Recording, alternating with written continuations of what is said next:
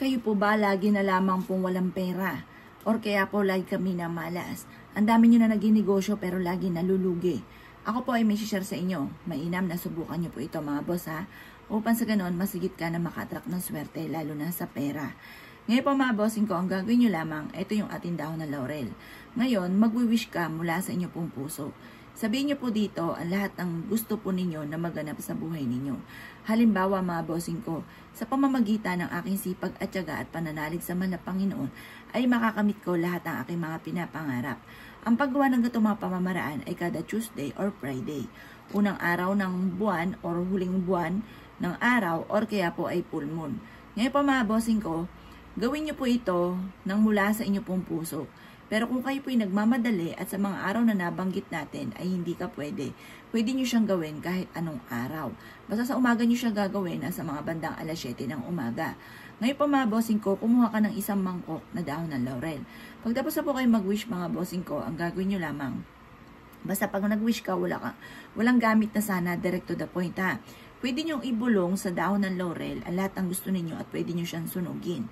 Pwede rin naman po mga bossing ko na sa bayan na kung marami kang dahon ng laurel, ilagay nyo siya sa isang dustpan, tapos sunugin nyo siya ng sabay-sabay or sa isang kaldero kasama ng uling. Pagkatapos, yung uling na pinagsunugan ng dahon ng laurel, huwag nyo itatapon. Kahit maliliit lang po yan, okay lang po yan. Ilagay nyo yan sa gilid ng pintuan po ninyo, ng main door or kaya sa back door. Or kaya pwede rin naman sa main gilid na malapit sa kaha.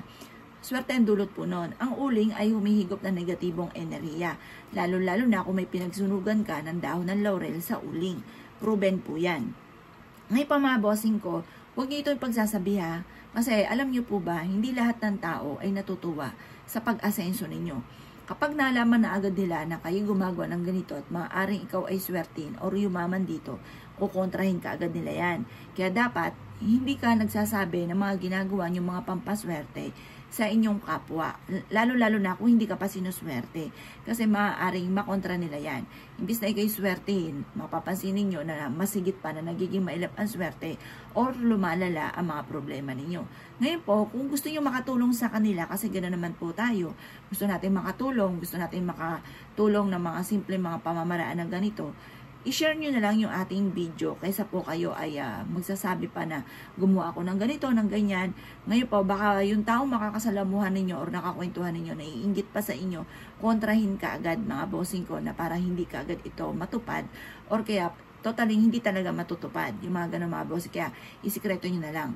Ngayon po, kung kayo gagawa ng ganito, yung mga nabanggit natin na araw, yun ang mga pinaka-the best. Pero kung ikaw po ay nagmamadali at hindi ka makakapag-wish ng mga nabanggit nating araw, kahit anong araw, basta sa umaga nyo siya gagawin. Ngayon pa mga bossing ko, mainam na gawin nyo po ito kahit sa loob ng 3 beses sa loob ng isang buwan or talagang busy ka 1 beses sa loob ng isang buwan. Wag ka lang hindi gagawa ng ganito kasi yung aroma nito, yung amoy ng nasusunog mga bossing ko na dahon ng laurel ay nagtataboy ng mga negatibong enerhiya. Kaya kung kininiwala at naisyo po itong gawin ay siya mga boss, good luck po sa inyo po lahat.